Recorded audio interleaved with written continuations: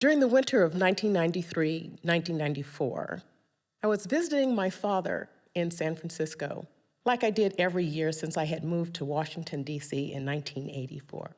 But this year was different. We're sitting around laughing and lying, and he summoned me to his room.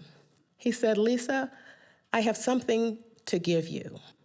So I sat down while he went to his papers and pulled out an oversized manila envelope.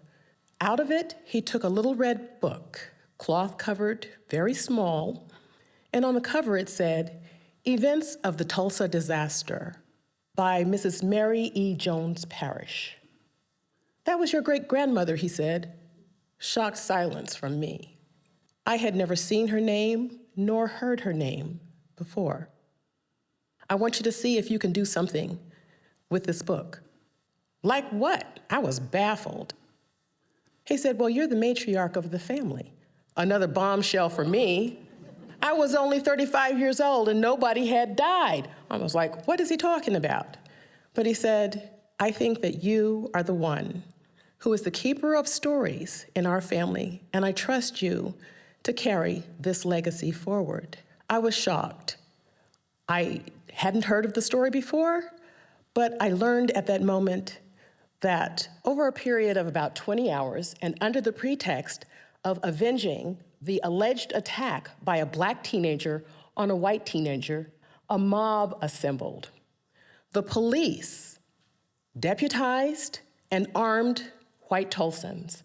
The Oklahoma National Guard was deployed to round up Black Tulsans. Detention camps were up and running. Skies were filled with planes dropping turpentine bombs on a 35 square block neighborhood. White women had a chance to go home. They knew the attack was coming, gather their shopping bags, and go and loot the well-appointed homes in the Greenwood district, as though it were a real fire sale. It was executed with military precision, well planned. How did I not know this? Why had he never said anything? Fast forward to January 6th, 2021. I was sitting on my couch in my home office. Since that time, when I got the book, I had become a writer and editor, and I had a movie script in the back of my mind. I had started it, but it lay fallow. My dad had since passed away, and a few months before he died, he said, "Lisa, do you still have that book?" I said, "Yes, Dad, I still have the book." I reassured him. I don't think he grasped how important that was to me. It was a family treasure, and I considered it such, and I was going to do something with it the way he asked. As I sat on the couch, I was thinking about something else my dad left me.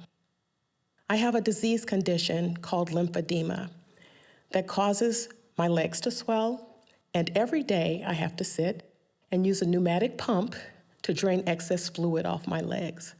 And that's why I was sitting there that day looking at Twitter. Lo and behold, the Capitol was being overrun. In my mind, which went directly back to Tulsa 100 years before, the situation was very like an angry mob, people who were disgruntled, and they were going to resort to violence. I was compelled by what was happening to write an article for the Washington Post, likening the two events. In my mind, they were very similar. That same year, 2021, we republished my great-grandmother's book under the title, "The Nation Must Awake." To promote the book, I had done lots of interviews, lots of panels, but I had never been to Tulsa, then or before. So as part of the promotion process, went to Tulsa and stood on the very street before 103 Greenwood Avenue, where my great-grandmother and my small grandmother of 7 lived at the time of the massacre. In her book, she describes how she looked out the window and thought to herself, "I'd rather die by gunshot than to burn up in these buildings because the whole row was on fire. They ran into the street, her grasping her 7-year-old's hand, and a man shouted out, "Get out of the street immediately or you'll both be killed." She turned north and ran to freedom to save her life. In that moment, reading that account, I thought to myself, were it not for her actions at that moment in time, I wouldn't be here. My complete existence would have been erased. And now, within schools, there are efforts to erase Black history, to erase this particular story and other stories, including the stories of 109-year-old survivors who are still fighting for reparations. They're before the Oklahoma Supreme Court right now. I think that Mary Parrish, her story, the story of Black Wall Street, deserve to be remembered, cherished, honored, and uplifted. Thank you.